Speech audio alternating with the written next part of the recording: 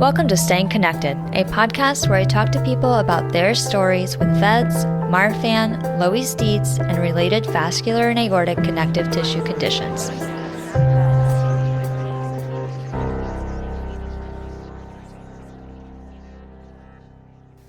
This is your host, Katie, and before we get into the show, I want to remind you that the views, information, and opinions in this podcast are those of the individuals involved, and the information presented does not constitute medical or other professional advice or services.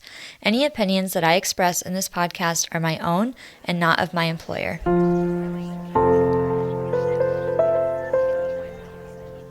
Hey everyone, and welcome back to Staying Connected.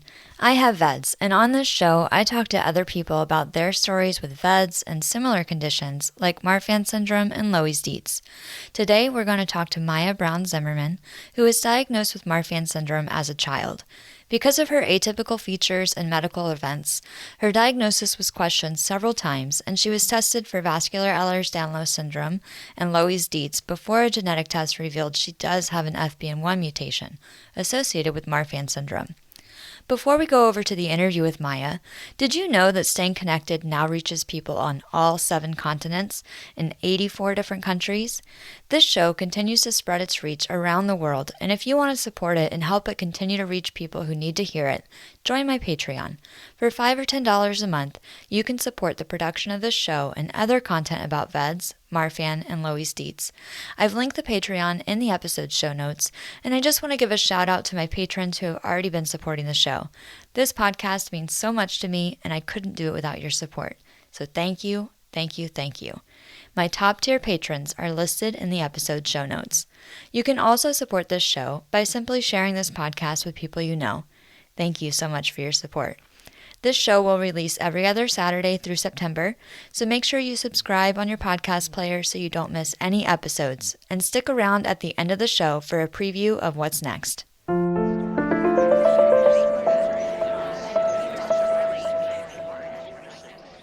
Hey Maya, thank you so much for joining me on the podcast and sharing your experience with Marfan syndrome with us. You are my first interviewee with Marfan syndrome, and I really cannot express how much I appreciate you coming on the show. Do you want to introduce yourself to everybody who doesn't know you already? Thank you. I'm excited to be here. I, like you said, have Marfan syndrome, and I'm a mom of 4 kids. We live in Ohio, and I'm also a genetic counseling graduate student. I'm really active with the Marfan Foundation as an advisor to their professional advisory board and their board of directors. And I used to blog a lot about living with Marfan syndrome. Yeah, and so for someone who's listening who doesn't know what Marfan syndrome is, but is super familiar with what VEDS is, would you like to define that? So we're kind of like genetic cousins. Marfan syndrome is a connective tissue disorder of the fibrillin instead of the collagen, so it's a different gene, but it affects the aorta primarily, and the eyes, the lungs, and then kind of the skin and bones. So people with Marfan syndrome tend to be tall and flexible, but not as hypermobile as somebody with, EDS might be. We tend to just have aneurysms within the aorta, lens dislocation, retinal detachment, and lung diseases, and dural ectasia, which is a ballooning of the dura sac around the spinal cord, are really common with us. Okay. And I know that not everybody with Marfan syndrome has those specific limitations to where the involvement is, right? And we're going to talk about that with your story too. But first, how were you diagnosed with Marfan syndrome? How did that even come about? It was a very long process, partially just because genetic testing wasn't really around then, but also because my features are kind of atypical. When I was 8, my mom took me to the pediatrician because she felt like I was not developing like other kids my age. I had already had several GI surgeries at that point and spent most of the first 2 years of my life in and out of the hospital. So she went to the pediatrician. She said, I'm not leaving until you figure out what's going on. Maya's really clumsy, and she just doesn't seem like she has the strength to do the activities that the other kids are doing. Plus, she doesn't look like any of us. I was pretty tall at that point, and my parents were not tall. And I won't ever forget, he just stood and stared at us for a few minutes. And then it was like this light bulb went off in his head. And he went and got a tape measure. He didn't say anything. And he just started taking measurements of me. And then he turned to my mom and he said, "I'm so sorry. I should have figured this out before. But I think Maya has something called Marfan syndrome." And then he sent us to the hospital for an echocardiogram. And I ended up meeting with a geneticist later who confirmed at that point the diagnosis of Marfan syndrome clinically. And that was without genetic testing, right? That was without genetic testing. That was 30 years ago this summer, I think. And then over the years, many clinicians have brought that diagnosis into question. And so my freshman year of college, I thought I was just transferring care locally, met with the geneticist there who said he didn't think that I had Marfan syndrome. He thought I had VEDS because of my atypical scarring, my translucent skin, really stretchy skin in some places where you can pull and there's like a lot of extra skin, and issues with my femoral artery. So at that point, testing was a skin biopsy. So they did like the cookie cutter skin punch and sent my skin over to Peter Byers' lab where it grew for 3 months till he could test it. And then it was negative for VEDS. And I cried because I wanted a diagnosis. And I was frustrated that it seemed like it was yes, Marfan, no Marfan, might be this, might be that. From there, Loeys-Dietz was discovered. And so I was tested for Loeys-Dietz type 1 and type 2 at 2 different labs because commercial testing wasn't available yet. And that was negative. So we went ahead and did the FBN1 testing at that point, which came back positive for a pathogenic or known change to FBN1 that causes Marfan. So I had the diagnosis. But still, I just had further genetic testing done in January because of my dissections being atypical, just to see if they could find anything else going on. So I think there's still an element of mystery to the diagnosis because I don't really fit the Marfan box exactly, but I definitely have that diagnosis. Yeah, so you have the FBN1 mutation.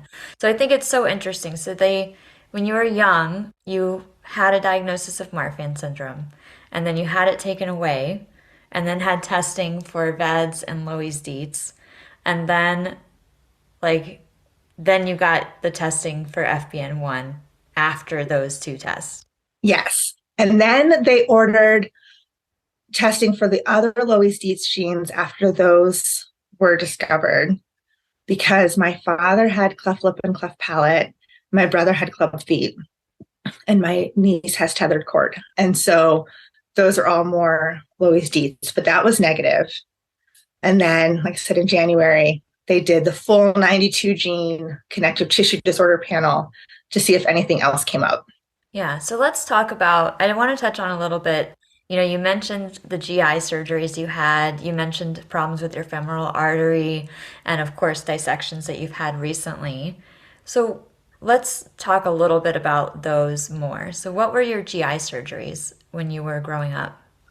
So first was that there was a congenital diaphragmatic hernia, although ultrasound in the 80s was not great. So that wasn't picked up until I was a few months old and was vomiting blood. And then they did imaging and were like, oh, crap. So they did a repair for that. But I developed intestinal adhesions multiple times and had to have multiple bowel resection surgeries as a result, just because I don't heal the way that I should, not internally and not externally. So I have a lot of keloided scarring from that surgery. And then the femoral artery surgery was for a radiofrequency ablation for SVT, but I developed multiple pseudoaneurysms throughout the femoral artery. And unfortunately, my doctor didn't take my symptoms seriously until my leg turned black and swelled up and I couldn't move it anymore and I almost lost it. And then they did ultrasound, found that I needed to have a couple of procedures to fix that. When was that? How old were you? I was 18. The surgery was done the day before my 18th birthday. And they did a procedure about a week after, and then again a month after I had a surgery to close more of the pseudoaneurysms So I still have some nerve damage in that leg just from all of the bleeding and swelling. And then in August 1st of this summer, so 2022, I had a spontaneous coronary artery dissection the week we moved to our new home, just before I started grad school. And then while I was in the hospital with the SCAD, I had a vertebral artery dissection, which they didn't catch until I had imaging a few weeks later. And then we found a second vertebral artery dissection last week when I was doing some imaging to see if the original dissections had healed. The SCAD did. The vertebral artery dissection, I think, is going to be chronic. So now I have had 3 dissections in a short amount of time. Yeah. But not ones that you typically see with Marfan syndrome. Right. Because I think when I first heard about Marfan syndrome as somebody with VEDS, what I learned was that for Marfan syndrome, that aortic involvement is really pronounced, but not so much the other arteries. And so I'm interested, with your symptoms of Marfan that are so outside of that, it's like an outlier maybe, or maybe there's, more types of Marfan syndrome that we don't know about yet, right? But, what has it been like having the VEDS community kind of become more involved in the Marfan community with these kind of overlapping experiences? I think it's so helpful. I had friends from the VEDS community reach out to me after my dissections and offer connections, offer advice. And I just really appreciated there were other people there that knew what I was going through and could help me find appropriate care, because locally, some of the doctors are great, but they also hadn't really seen that before. And so some of the information I got originally was not correct, which I think a lot of people with VEDS and Marfan and similar disorders can relate to. Yeah. And kind of being a zebra within a zebra, just having a couple people with Marfan that I found that had these dissections, I really appreciated the VEDS community. Yeah. Well, we really appreciate being part of this too. And I personally really appreciate getting these closer connections with people who have similar conditions as well to vascular EDS. I want to go back because we very briefly talked about, your diagnosis, but what did all of that feel like? Are you the first one in your family? Were you, it sounds like a pretty traumatic event that happened in high school with your leg and the femoral, and I'm guessing that's from the access point for the surgery. Right. What were all of your emotions going through this? What were you told when you were diagnosed with Marfan syndrome about your life? So what my understanding from conversations that my parents had with some of the professionals when I was diagnosed was that the life expectancy at that point was in the 40s, and that I would not and should not have kids. So I felt like I was kind of being talked at instead of talked to, and saw that my parents were very stressed out about this diagnosis. They didn't want me to tell family. They didn't want me to tell friends. And there was a lot of worry. So my parents trying to kind of keep me in a bubble, which I really rejected. But then also feeling stressed because I knew I wasn't like my peers. And there were definitely periods of time growing up where it was more important to be like everybody else than maybe it is now as an adult. And, being left out of things. And I definitely had some great friends that tried to be very inclusive, which I appreciated, but worried about the future and what that was going to be like, especially if nobody could tell me for sure what my diagnosis was. Yeah. And it was kind of hard to do planning for the future without knowing. So I just kind of decided I was going to do what I was going to do, because how much can any of us really know what's going to happen? And have tried to just live my life that way. Yeah. And that's it's got to be so, it just sounds like such a roller coaster too, with just not knowing and knowing and then not knowing and then having all of these things and then, landing at this place where you're just like, well, I'm going to do whatever I want. It's frustrating. There were times it was scary. I think I was more frustrated than anything else because I wanted an answer. And I lost friends over the years. At 13, I got involved with the local Marfan syndrome group, and I made a really close friend, and she died of dissection shortly after we met. And her parents knew that she was dissecting, but couldn't get appropriate care from the professionals at the hospital. And so that's been something that has really driven the advocacy work that I've done. But anytime I'm in the hospital, it's on the forefront, because you can be as a great an advocate as possible, but you can't make the hospital do what they need to do. So that's definitely something that's been on my mind over the years as well. Yeah. And that's very, very relatable to me. And I think a lot of people in the VEDS community too. There's this like, on one hand, if you go, there's obviously been something that has worked to me, like for me, the way that I see it, there's obviously been something that over time, there is a greater awareness of Marfan syndrome in the emergency rooms, although I don't think that is probably every emergency room. But there have been people that I know that if they go to the ER and say, hey, I have VEDS, it's like Marfan syndrome, sometimes they actually know what that means. And that is just, it's kind of like standing on the shoulders of giants, like the history of everything that the Marfan community has done, in my mind, is helping also for VEDS. And hopefully over time, people are like, oh yeah, I have this, it's like VEDS, and they know what that means too. But I think it's a very similar challenge that we experience in the emergency room, specifically, it's not a foreign story. And it's so heartbreaking to know that that's like, it's heartbreaking to know that your friend went through that when you were 13. And I'm sorry that you lost your friend. Thank you. Yeah.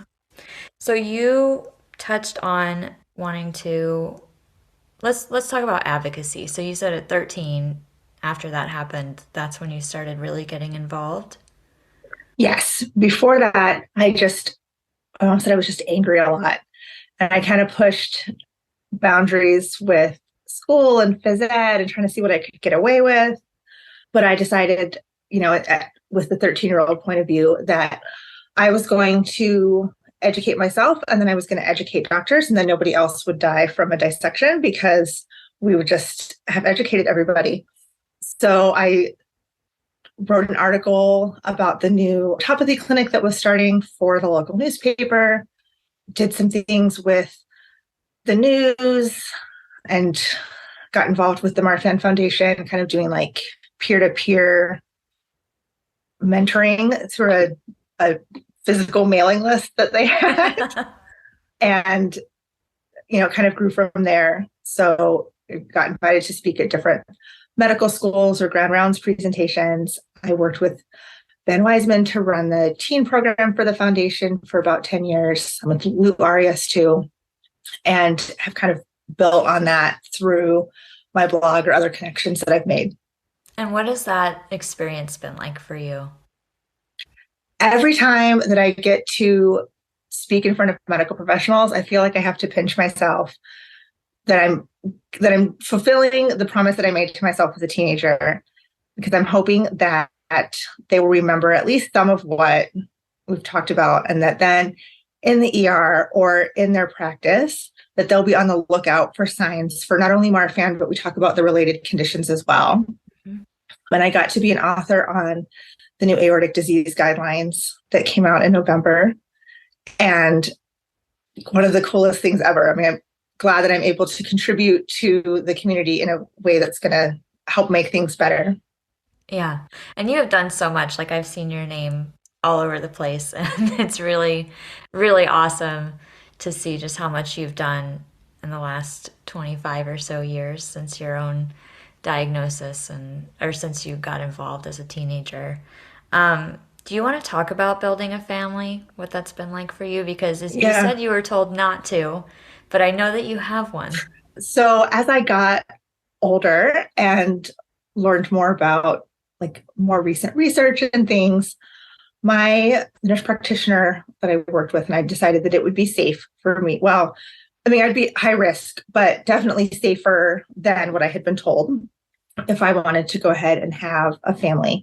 And so I met with maternal fetal medicine specialist and genetics, and cardiology and neurology to look at my dural ectasia, and like went through all the specialists to get everybody to sign off and kind of put together a plan for what pregnancy would look like. And I remember kind of keeping my mom informed along the way. And I had been told I should have kids early.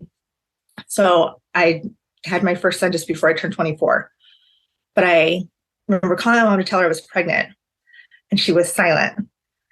And I said, "Are you going to say anything?" And she said, "You make it sound like I should be happy about this." And my mom and I were really close.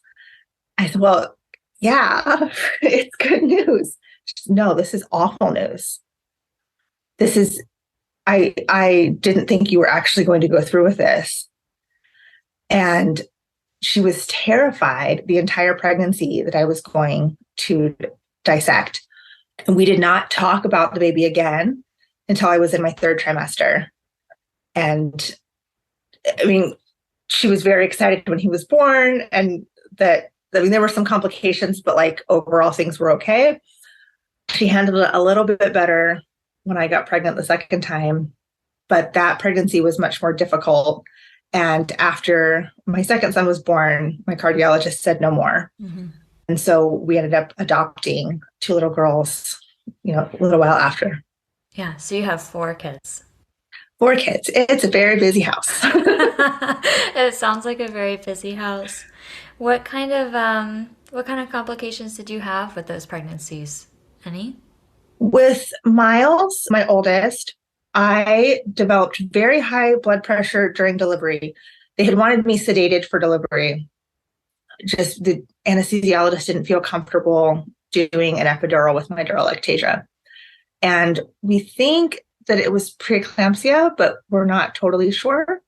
So when I woke up, I was in the telemetry unit and Miles was in the NICU. And that was very stressful. I felt like I didn't know what was going on. I was kind of in and out of it. I wanted my kid. I didn't know where he was. That was really hard. And I had high blood pressure for 3 months afterwards that they had trouble controlling. And then it stopped and my blood pressure went back to normal. So when I got pregnant with Julian, we were living in a different part of the country. And that doctor put me on baby aspirin for the whole pregnancy to try to prevent preeclampsia, if that's what happened. With Julian, I started having contractions like 25 weeks. They weren't productive, but there were amniotic fluid issues too. So I was kind of on partial bed rest for the last 2 months of pregnancy. And then I developed lymphedema after delivery, which we're not really sure why that happened, but I mean, that's a permanent thing. Yeah. Can you describe what lymphedema is for those that don't know? So it's like the lymph nodes in part of my body basically died, I guess. And so I retain a lot of fluid in both of my legs. And so I wear compression stockings to kind of prevent it from getting worse. And I have like a machine that does massage of like from my waist down to massage the lymph nodes that are there and get them to work as well as they can. Yeah. So did they have you do with VEDS, a lot of people who go through pregnancy, like they're told to get like an early C-section and not go through the actual delivery. Is that the same or similar for Marfan syndrome, or did you go full term? I think it depends on your aortic size and the rate of growth. So for my boys, they had said we could go full term. I think they scheduled the C-section for Julian at 39, or for Miles at 39 weeks. And then we were going to try for a VBAC with Julian, which my cardiologist was on board with.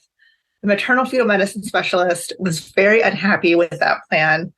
But I've had so many surgeries like on my abdomen that I really wanted to try to prevent another one, because delivering is trauma, but so is surgery. And so it's kind of like pick your poison, balance the risks. And we felt like C-section would be riskier. But when they induced me, when the fluid was too low and he was having trouble, so they tried induction. And when he continued to have trouble, we had to do an emergency C-section.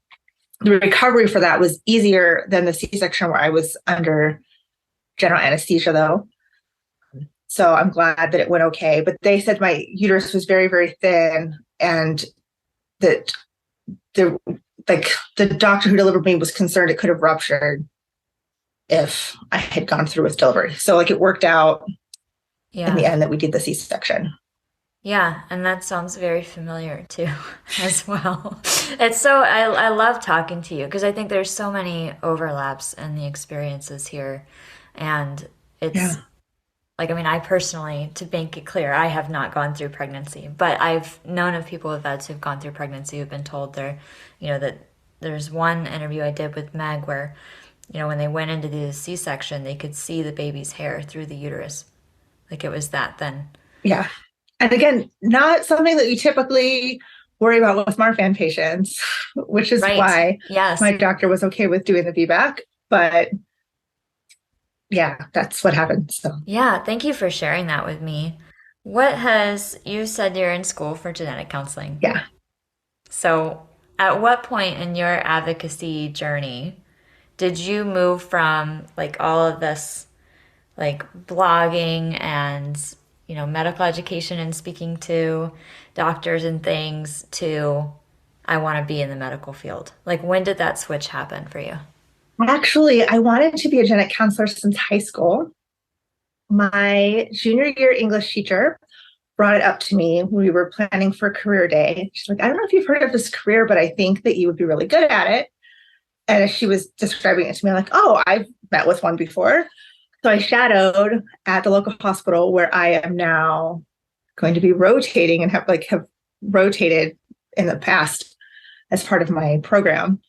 And the geneticist who diagnosed me is the co-director of my graduate program, which I didn't realize until I matched. That's awesome. But it's a very small world. When I went to college, stuff happened. And so I went on a different plan, into public health, and thinking that I would do advocacy work through public health. But I never forgot about the genetic counseling. And in 2019, I went to the NORD conference the first one that they put together with patients and families and medical professionals and drug companies. And I was speaking for a couple of different workshops there, but then networking with these families who, some of them, their disorders are so rare. They're one of 5 or the only one. And talking with the genetic counselors there, and I just realized this is where I wanted to be. So I came home and talked with Mark, my husband, and started classes a month later at the community college to take the prerequisites I would need before applying to genetic counseling programs. That is awesome. So now how far are you, when are you officially a genetic counselor? How close are you? I'm halfway done. I will graduate in May of 2024, but I will be looking for jobs starting in the next few months. I guess the job search kind of starts in October. So it's really neat to be done with the first year. I'm very proud of myself because, like I said, I dissected a week and a half before classes started. So it was not the start to grad school that I was hoping for, but you just roll with it.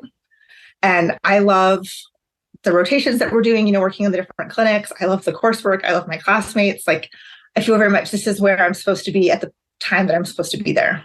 That's wonderful. Now, that was your spontaneous coronary artery dissection? Yeah. Do you want to talk more about what that was like? Sure. It was about 10 o'clock at night, and I was in bed reading a book, and all of a sudden I started to have chest discomfort. It's a burning kind of pressure. If you've had costochondritis, then you might know what I'm talking about. And that's what I thought it was at first. And costochondritis is a harmless inflammation of the muscles in the chest wall. I get that pretty frequently. But it got worse pretty quickly.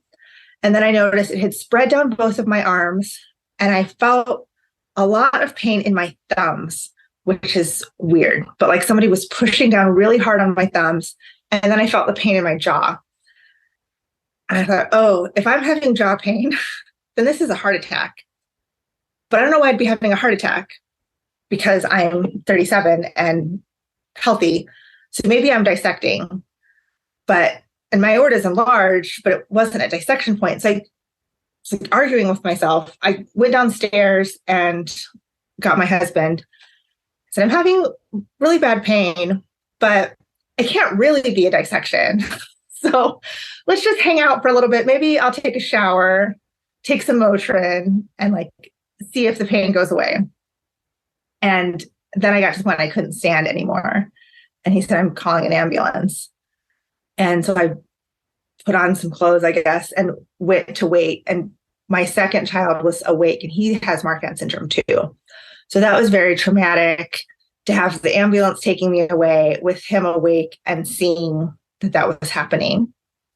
And they were going to discharge me from the ER, but luckily they waited and got my second round of troponin levels back with the blood work. And then they saw that they were jumping up and they were like, okay, there's something wrong with your heart. We need to admit you. And they did a cath the next day, an angiogram through my arm. And that's when they found the dissection. So when you got to the ER, I'm trying to put myself in your shoes here. So you have Marfan syndrome, you go to the ER, you tell them you have Marfan syndrome and that you're having this like major, at least significant chest pain, right? And they didn't do like a CTA or an echo to see if there was an aortic dissection? They did do a CT. Okay. And I don't know why the SCAD didn't show on the CT. Got it. Okay. Like that is, to this day, very confusing to me because I've done CTAs since then to like check on it. Yeah. But no, when the EMT showed up, I said, okay, you're going to do it in EKG. You're going to see that I'm having a heart attack, but my EKG always looks like I'm having a heart attack. So you have to like compare it to my other ones, which they didn't have because I had just moved there. So they said, no, you're having a heart attack. And they wouldn't take me to the university hospital. They took me to the community hospital because it was closer. And I could barely breathe at this point. So I like wasn't in a place to argue with them. But they gave me nitro and aspirin to treat for a heart attack. And I did say, I'm a little worried that if I'm dissecting, that this would be a problem. But I also understand where they were coming from with that. They did the CTA, and then I just was in the ER for hour. I mean, it was the next morning when they brought me upstairs, but they're like, well, your numbers aren't high enough that it looks like a classic heart attack. We don't really know what to do with you. I'm glad that they went through with the angiogram, which I was nervous about because of the femoral artery issues. Right, because you'd already had issues before at an insertion site for a catheter. Right. And so they said that the risk of that was much lower with the arm, but that they would, monitor and things. So I'm glad that they caught it, but they discharged me the next day, even though by that point I was having the vertebral artery dissection and was puking from the pain because they said I would be fine in a week. That it just would take 1 to 2 weeks to heal and then I would be good as new. And that's obviously not what happened. Which is not, it's just not the case for SCADs. Like in general, it takes about 3 months to heal. And I did cardiac rehab and you're so tired after. I mean, I slept so much. I don't remember a lot from the first month or two after dissection because it was physically painful to be awake, which I was not expecting. And that was how you started school. Yeah. So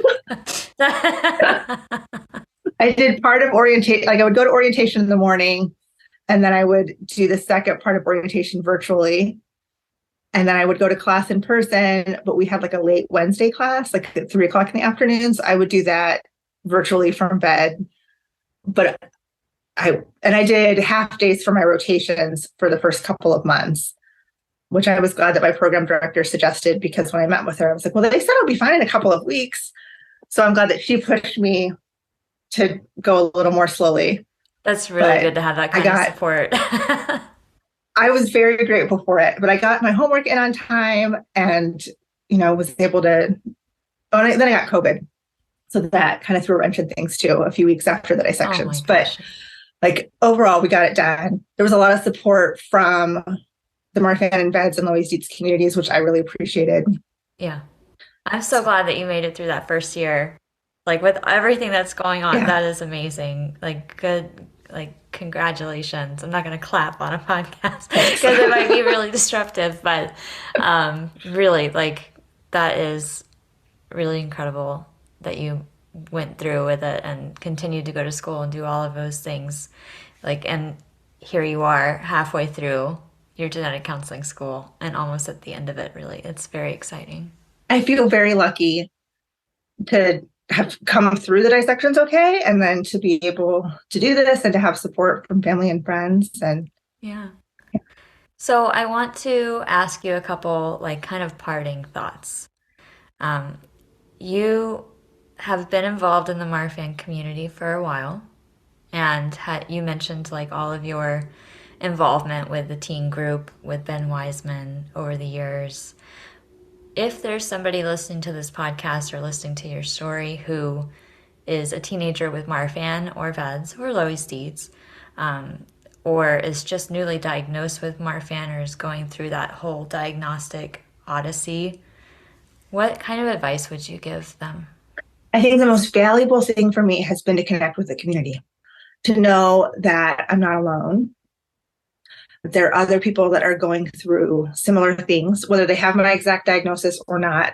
He said there's a lot of overlap, but just becoming friends with people who understand the different sort of life we lead. And I saw so many examples as a teen of people who were living well with this condition. And my parents were very nervous about having me involved because of the possibility for loss and trauma. And that's true. I've lost a lot of friends over the years. And I've, seen friends go through really difficult things, and I've gone through difficult things. But the value that these friendships have had outweighs the scary and the hard parts. And I would want parents who are unaffected to understand that I think there's really nothing more valuable than your kids connecting with adults and peers who are like them. Yeah, I think that's fantastic advice. Truly. I think that's been one of the things that has helped me the most too. And, if you're listening to this and you are looking for ways to meet others or get involved, there's a list of ways to get involved in the episode show notes. So I really encourage you to peek down there for information and, reach out if you need help too. What would you want a medical professional to know about Marfan, given your story? One, that variable expression is a real thing. And so, there's the textbook, like, case of this is what Marfan syndrome is. And some people fit into that, but a lot of people don't. They think of us as being thin. A lot of adults with Marfan syndrome are overweight, or we have these unusual dissections, or aren't necessarily tall. But to also not just assume that because somebody meets clinical criteria that they have Marfan, like, to go through with genetic testing and confirm that that's what it is and that it's not VEDS or Loeys-Dietz or one of these other conditions. And then to understand that although on paper, like, we have an average life expectancy, it doesn't mean that it's easy to have this diagnosis, that there is still loss and trauma that we're dealing with, and just to be sensitive to that and help us navigate it, in ways that a medical professional can't, with connecting with resources and things. Yeah. And I think that's a really important message too, especially, like, as learning about Marfan syndrome myself, like, I heard about how the, like, average life expectancy for Marfan syndrome has gone way up, but that doesn't take away the fact that there are people who pass away from Marfan syndrome from an aortic dissection or some other kind of involvement in the body, or, they pass away early. And there's all these other things too that I've heard you talk about, like pain and derolactasia and all of these other things that still don't make it an easy thing to deal with. We're living longer, which is amazing, but I want us to be able to live better too. Mm-hmm. And so that's going to require research and teamwork with medical professionals to help us navigate life after dissection, or life with emphysema, or life with chronic pain, and be able to move forward there. And I think that the research that is happening is going to help, our genetic cousins with related conditions. it's an exciting time in that there's a lot of research happening, and I think a lot of really good things are on the horizon. Yeah. Well, I think that's a great kind of parting note there, is just the excitement of the future and how future change could make it a better quality of life too. Yeah. Yeah. Thank you so much for coming on to the show, Maya. Thanks for having me.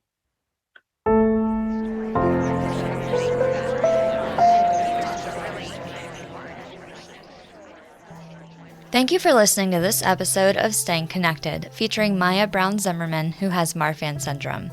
The next episode of this season on July 29th features Michaela Tingley, whose brother David had VEDS, or Vascular Ehlers-Danlos Syndrome. So David got to be with us for 24 years. Initially for us, that was obviously a very sad thing. 24 is a very short life, but we try to focus on the 24 years that we got to have with him. He lived a very normal life. He lived life very carelessly and freely. He was kind of a free spirit through his whole life. And I think that was a special thing about him. He never let anything hold him back, even though as I share his story, you'll learn that we didn't know anything about VEDS while he was here living with us. And he could have very well let a lot of his, we'll call them disabilities and disadvantages against him, hold him back. And he never did. And I just think that that's something so special, and that we should all be able to live that way, carefree and carelessly sometimes. Don't miss this episode on July 29th with Michaela Tingley. I am so grateful for her coming on and sharing her brother's story with VEDS.